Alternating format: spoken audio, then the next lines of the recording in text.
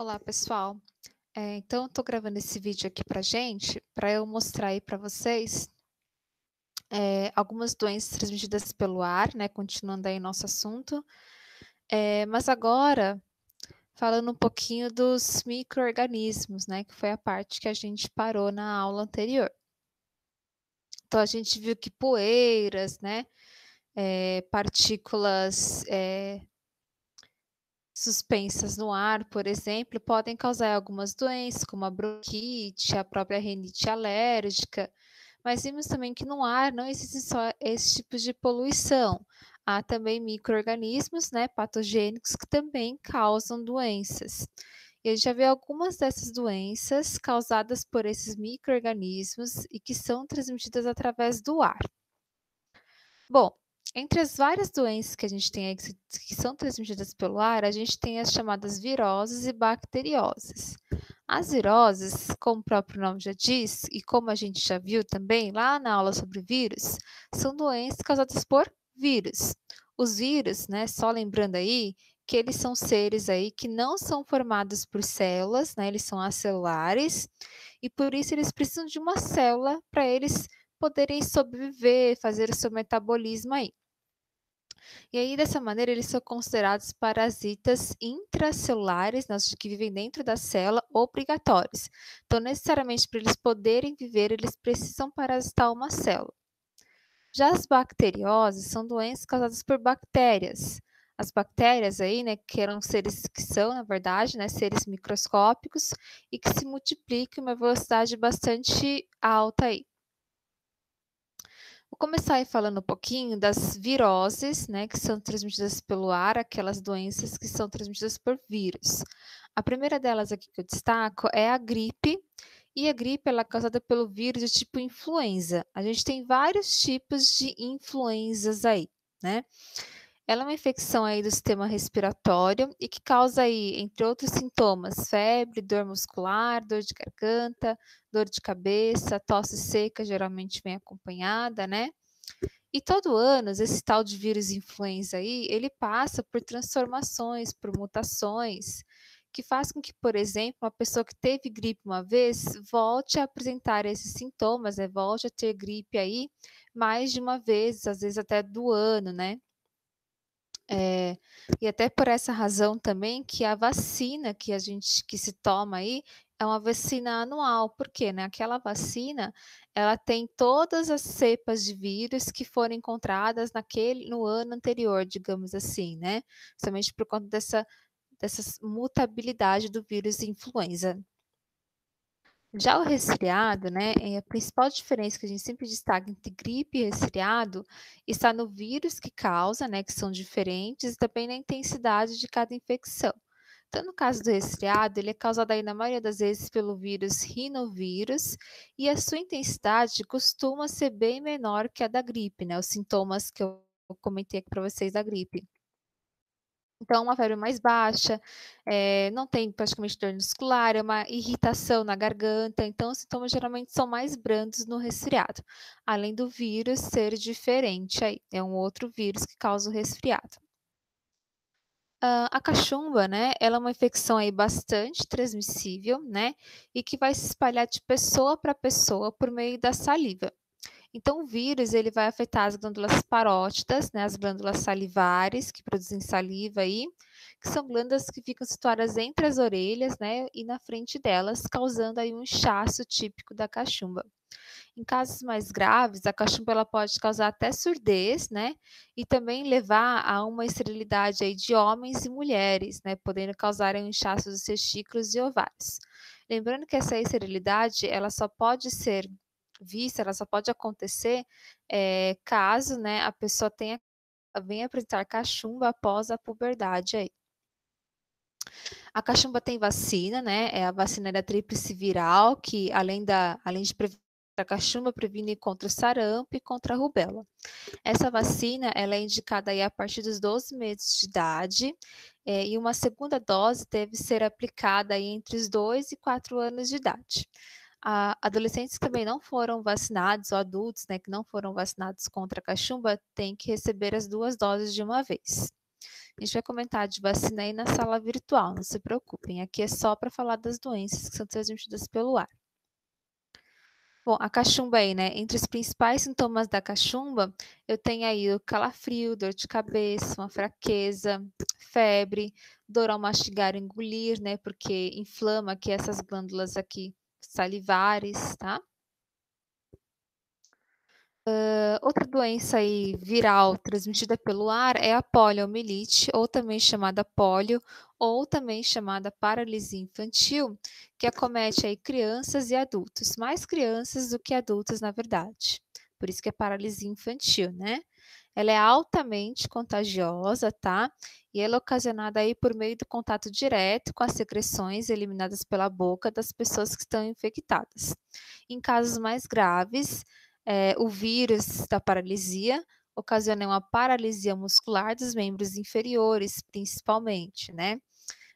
Países aí como o Afeganistão, a Nigéria, o Paquistão ainda sofrem muito com a poliomielite, ainda não acabaram com a poliomielite. E no Brasil, né, graças à vacinação, a gente não tem mais circulação desse vírus desde 1990.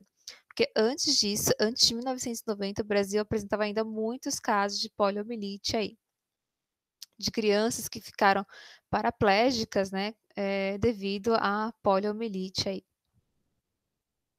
Bom, a poliomielite, ela causa essa paralisia dos membros inferiores, porque o polivírus, que é o vírus da poliomielite, ele destrói aí as células nervosas da nossa medula espinhal, tá? E o que vai levar então à perda dessa massa muscular, levando então à perda, levando aí à paralisia. A vacina da poliomielite, ela é indicada aí a partir dos 2 meses até menores de 5 anos, tá? E a vacina da poliomielite é bem conhecida, é aquela vacina de gotinha. Outra virose aí transmitida pelo ar é a pneumonia, né, uma infecção que afeta os pulmões também, e de modo geral também que eu falo assim como a gripe e o resfriado, né. De modo geral, a pneumonia ela começa geralmente com uma simples gripe, né, ou resfriado, que não é bem tratado, fazendo com que a imunidade do paciente diminua consideravelmente, então aí ele adquire o vírus da pneumonia. Existem grandes variedades de pneumonia, né, sendo que os sintomas aí cada um apresenta podem ser diferentes entre si, com uma única constante, né, sendo que o órgão aí afetado é o pulmão aí. Diferente de outras infecções também, né, ou doenças que são causadas por vírus, a gente não pega a pneumonia de forma fácil, tá?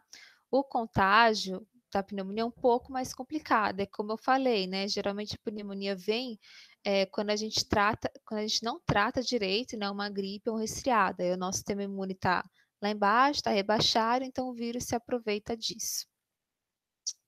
A pneumonia, né, ela é causada aí por diferentes agentes infecciosos, não só vírus. Então, eu tenho a pneumonia aí causada por vírus, eu tenho a pneumonia causada por bactérias, tem a pneumonia bacteriana, e também tem a pneumonia causada por fungos, tá? Todas elas, pessoal, são transmitidas aí pelo ar, tá? Todos desses agentes infecciosos aí. Os principais sintomas da pneumonia aí é a febre alta, né, acima aí dos 37,5, uma dor no peito, causa falta de ar, essa falta de ar pode levar aí a náuseas e vômitos, causa fraqueza, dor de cabeça, geralmente vem acompanhada de uma tosse seca ou em casos mais graves, como no caso de uma pneumonia bacteriana, né, uma tosse tal de cor bem amarela ou esverdeada. Bom, eh, agora falando um pouquinho aí das bacterioses, a gente vai entrar aqui nas bacterioses, que são as doenças transmitidas por bactérias e que são transmitidas pelo ar aí nesse caso, tá? A gente está dando enfoque só as que são transmitidas pelo ar. Começaremos aí com a meningite, lembrando que eu comentei com vocês que agora tem a pneumonia, né? Pneumonia também pode ser causada por bactéria, e agora tem a meningite. A meningite é causada por uma bactéria conhecida como meningococo, ou meningococo, né? E ela afeta aí, né? Essa bactéria, ela afeta aí as membranas que protegem o nosso sistema nervoso central, né? Quem é o nosso sistema nervoso central? O nosso encéfalo e a medula espinhal, tá?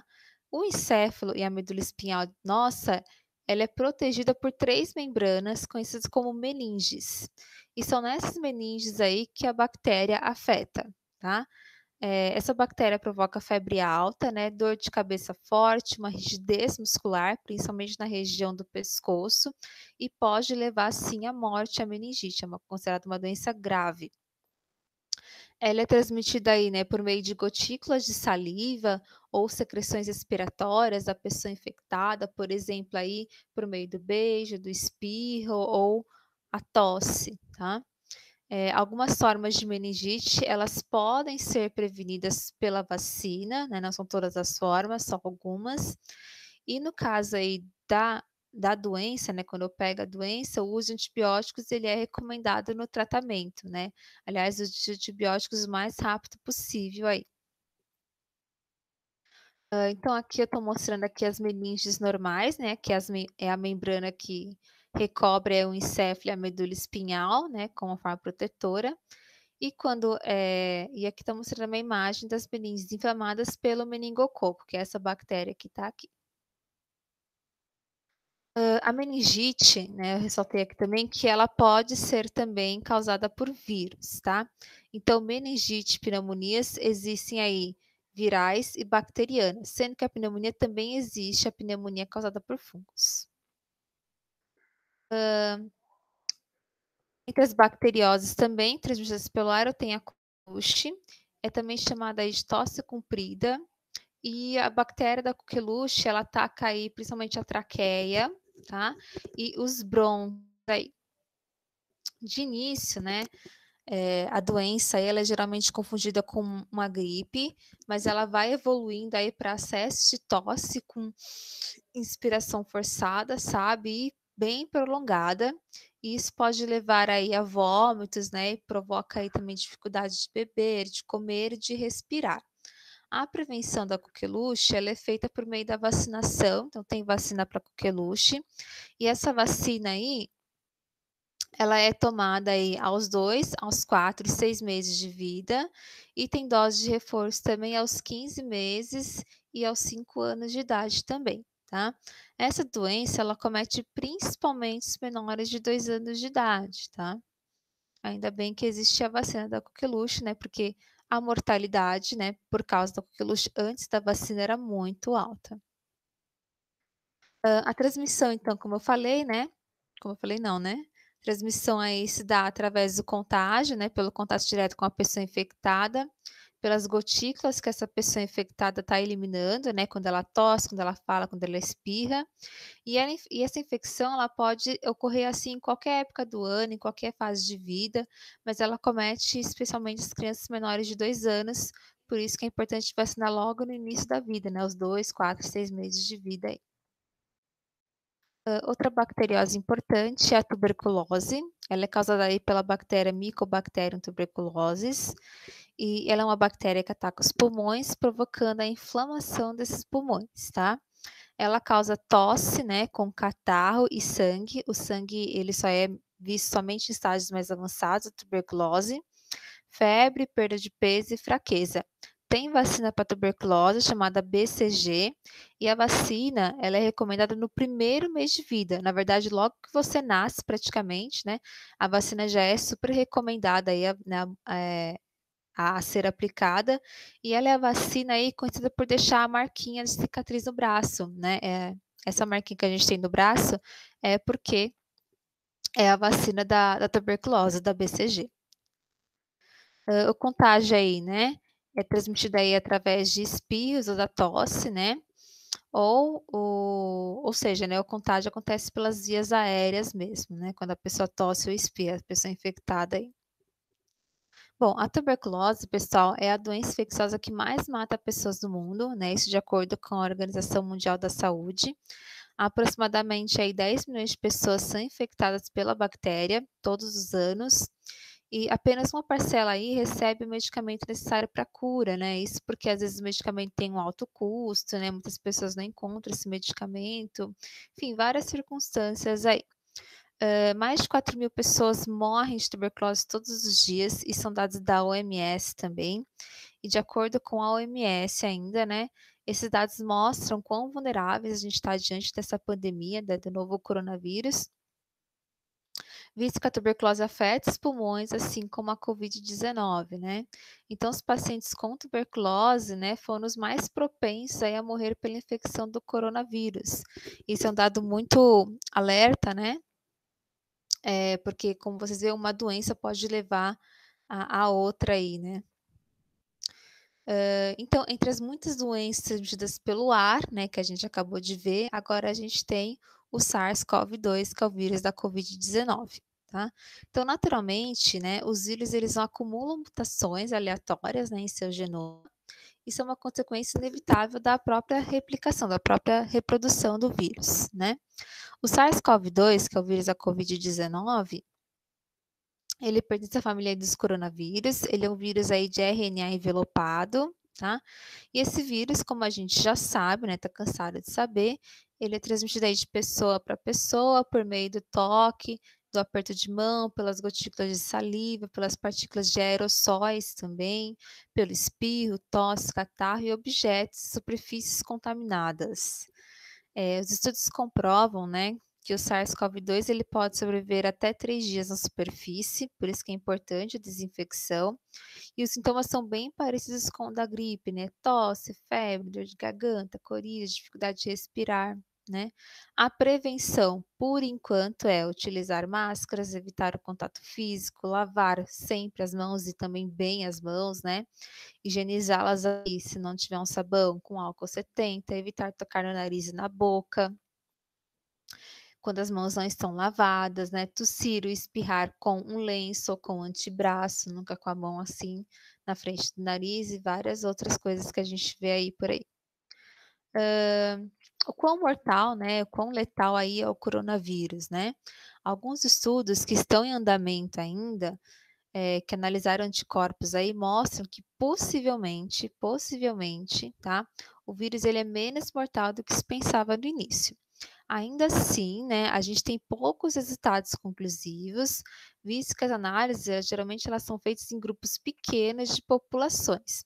E visto também que é muito difícil a gente marcar a letalidade, a mortalidade de um vírus em meio a uma pandemia, quando a gente ainda não tem dados, não dados suficientes, né, mas ainda não acabou, né, digamos assim, então é muito difícil ter resultados aí.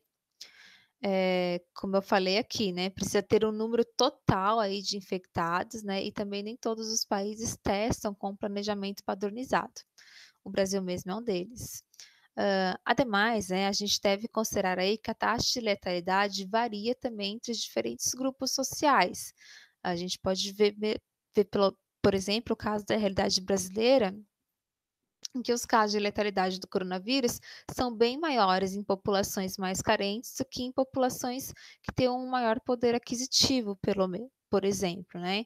Então a taxa de letalidade também muda aí de acordo com a classe social. Bom, diante de tudo isso, né, o isolamento social ainda é a melhor medida, né. Ainda não tem vacinas, não tem medicamentos específicos para a Covid-19, né. Então, quando a gente tem um vírus que não encontra células hospedeiras, a dificuldade na sua transmissão ela é maior, né, e portanto menos pessoas ficariam doentes, menos pessoas morreriam, então menor seria a taxa de mutação desse vírus. Por isso que o isolamento social ainda é a melhor medida. Então fique em casa, né, e evite aí as aglomerações. Dúvidas a gente tira aí na nossa sala virtual, né, na verdade. Até.